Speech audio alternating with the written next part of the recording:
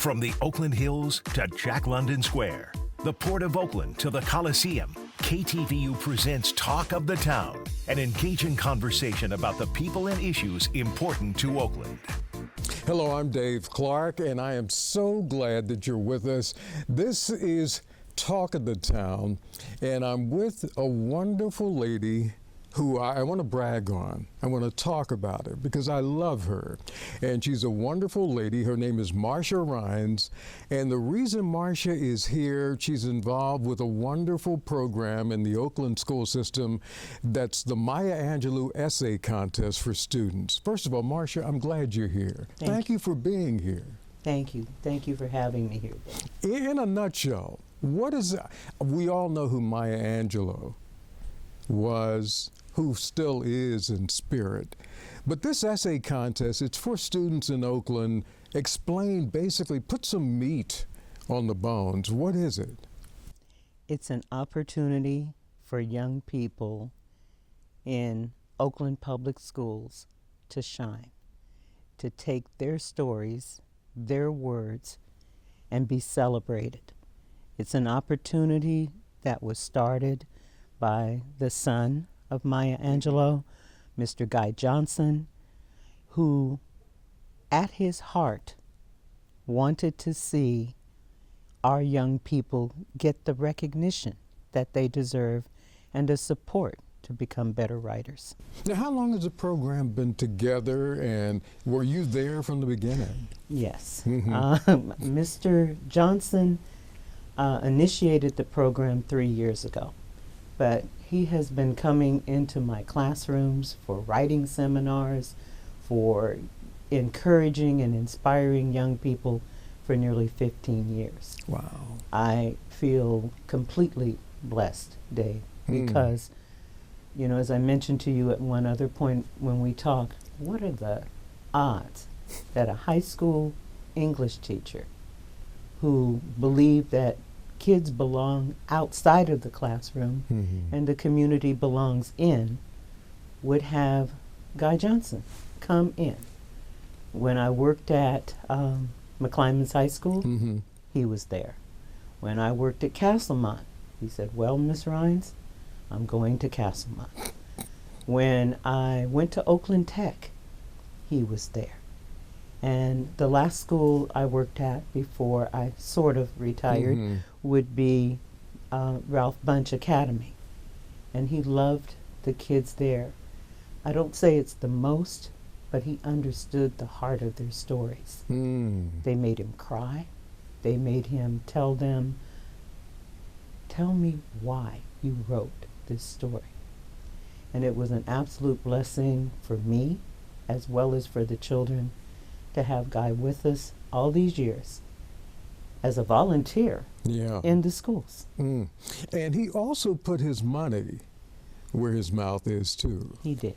The essay contest began in Oakland, and it began with Guy's personal money. This wasn't the foundation, which supports it in other places as well, but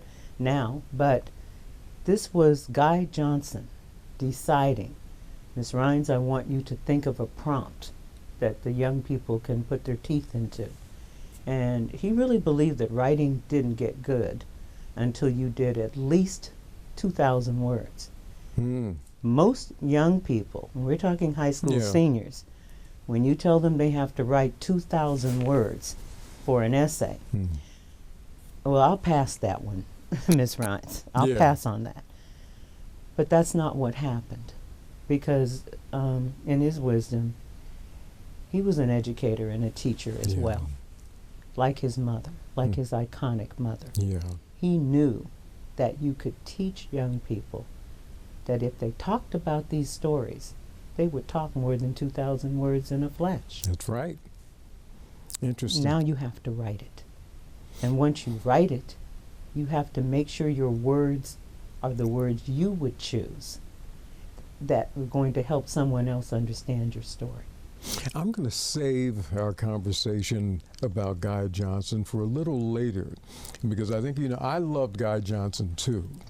And we'll talk more about him, but paint a picture about the Oakland school kids who are taking part in the essay contest. If you can describe to someone who doesn't know who they are, where they came from, what kind of stories are they writing, how would you do that? I would tell you that it actually started years ago when I was a teacher at Castlemont, and a young man, and I'm going to say his first name, Curtis, came to me with a folded up piece of paper, real tightly folded up, and said, "Miss Rhynes, don't read this until you get home." And, you know, I loved Curtis. I still love him. Yeah. And I had enough of a relationship with the kids that if they wanted me to take something home, they could just slide it in my purse. Curtis slid this in my purse. And I said, oh no. I learned a long time ago. When a kid gives you a message and says, don't look at it, that's not what they mean. No, no. And I read his message. And his story was, it was not only touching, but it's something he had never written before. Ultimately, these kids put together an anthology, which a woman named Barbara Tavris helped us to publish. I actually asked Barbara for money. I was really into getting donations for the program, the writing program. And she said, well, Marsha, we don't do that, but I can help you publish it. And that's what happened. Curtis and probably about 18, 20 other kids, ultimately a total of 30, had their writing published. It changed everything, a published writer. And so that is part of what Guy Johnson wanted to have happen by the time we came together. And I'll go back to the kids. Imagine a young person whose girlfriend was shot while pregnant. And he finds her at the scene. Imagine a young woman whose father is harassed over and over and over again, but the police don't come until it's time to take his body away. Imagine a young woman who lives in the heart of Chinatown, whose mother, she finds her mother on the sidewalk in front of the house. Nothing stolen, just knocked to the ground and broken. Stays in the house for 2 months, the whole family. Then she decides to leave out of the house, and she's attacked in the street. She fights back, but fighting back means she might get flung into the street. Imagine someone with ADHD whose teachers keep asking him, what's wrong with you? Child, what's wrong with you? Who comes to realize that there are more teachers who support him than teachers who find something wrong with him. Or young black men who people think don't write, don't read, have other things to do, who sit and they write their story. And in their heart, they're afraid nobody will understand it. Why did the kindergarten teacher dislocate your shoulder? Why did you grow up in a neighborhood where you had to pretend to be somebody that you're not? You had to pretend you didn't want to read, pretend you weren't, in order to survive. These young men told the story, and both of them are winners in this essay contest. And there's one more. There's so many, but there's one more. This young man was close to my heart as well, because he asked me if he could put some food in my refrigerator. Well, I didn't keep a refrigerator at the school site because intentionally, because I know I would become the kitchen lady. You know, everybody's cooking, eating, but a friend of mine asked me to keep it in my room, and I did. And when he said, can I put my food there, I said yes. He's a health food nut. Everything is in there that is going to keep him healthy. But he put the food there because he was homeless. He ultimately had a principal who arranged for him to shower and to do whatever he needed to do on site. And this young man graduated as the salutatorian of his class. And that's after having slept under those same overpasses that just got cleared. That's after sleeping in his car. He became, and he took my AP honors class and shined and encouraged others with the writing he did. Mr. Johnson gave him kudos. I have to tell you, these are the stories of all of our children. Some of the teachers who are in classes in Oakland right now have students like the ones who've written their stories. Wow. And I say kudos to those who encourage their kids to submit, because, or sometimes pushed them and submitted for them, because the reality is, unless our children know how valuable their words are, unless they learn that words matter, they'll never learn who they really are.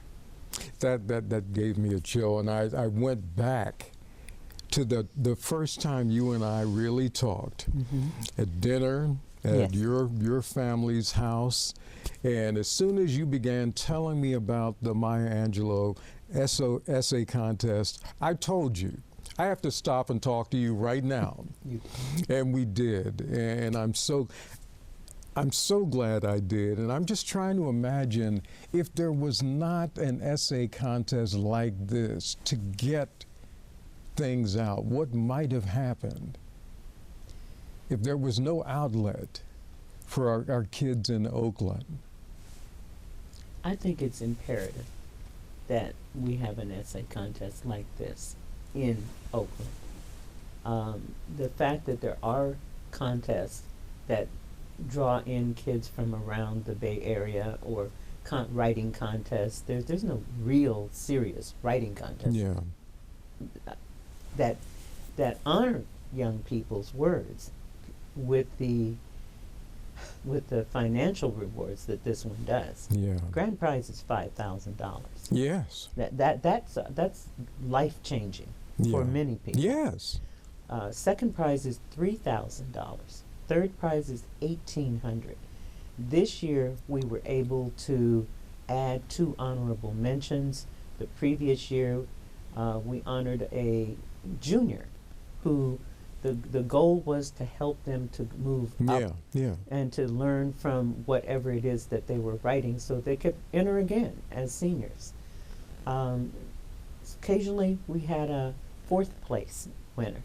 But the reality is the writing contest allows young people not only to vent, to express, it allows them to, words are so powerful. And they can also dream too. It's a dream. I think about the young people who wrote for Right to Live. They were invited to a local church, and the minister pointed out that he had attended a very prestigious high school. And he said, and we didn't publish a book. And he invited the young people up in front of the congregation to read. When they went to the bookstore where they were being presented, these same young people, I mean, you would have, Dave, I know you would know what I'm talking about. Imagine a young person who might have come into a room like this, and now they're sitting up and they're autographing their pages that they wrote, and they're saying thank you to everyone who comes close to them. It's life-changing. I have taught, I'm not exaggerating, I can't remember how many kids I've taught, but it's thousands and thousands in Oakland. And if you include summer school kids I run into somewhere, Ms. Rhynes, it's even more than that. But the reality is, those young people who have written for this contest, those young people who have written for the publication that started this kind of contest, we had a Right to Live contest at one point that Mr. Johnson was also part of. And when you imagine what it does to be a published author at 17 or 18. You've got people 50 and 60 who are still working on that. And yet these young people realize that their words matter enough that they will be published. In addition to winning prizes, the ones who don't win 5,000, 3,000, or 1,800 have an opportunity to have their words in print, to be published, and to have their message get across. I had a young man come to do some work at the house, and we all had on masks, and he looked at me, he said, "I know you from somewhere." And I said, "You know, I know you from somewhere too. Did you attend Castlemont High School?" He said, "That's right." And he told my husband, "I'm a Castle baby." And because, you know, teachers have nickname Castle baby, Mac baby. They are all our children, as Dr. Maya Angelou said. And this young man, it's like he got extra energy doing the work in the house. But they don't forget. They don't forget. They really don't forget. People don't wake up in the morning and say, "I can't wait to get to English class to take that test. Can't wait to go take that math test." But that excitement about knowing that your results of your writing are going to end you up being recognized beyond, you can show mom, you can show dad, you can show grandma, you can show your younger brothers and sisters, your classmates, your peers, that when you put in the work, it makes a difference. Well, I'm going to pause here as we wind down and just say I am so proud of you, Marsha Rhynes, and all of the people who work along with you on the Maya Angelou Essay Contest. I've seen it. I've been there. I've been impressed. So talented students within the Oakland school system. And now, before I leave, I have to talk about Guy Johnson. I waited to the end because it's emotional for both of us. I loved Guy Johnson. As much as his mother, Maya Angelou, will always be an iconic figure, I'm privileged to have been able to spend time with Guy Johnson, not nearly as much as you. He passed away recently. It affected us all, but his spirit will always be there. And I just wanted you to talk about Guy and all the years that you two have been together making this a reality. Thank you, Dave, for that. This year's essay contest was dedicated to both Guy and to his mother. The young people who had been connected to him in the past, connected to the contest, were emotional when they found out he passed. There's a young woman whose name is Maya Tut, and she is the CEO and president of the Maya Angelou Foundation. She called me.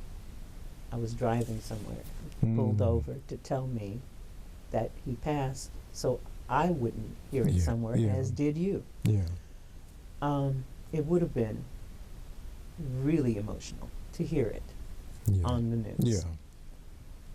The impact of having Guy not only in the classroom, but in the schools, working with the principals. And, you know, he has that voice.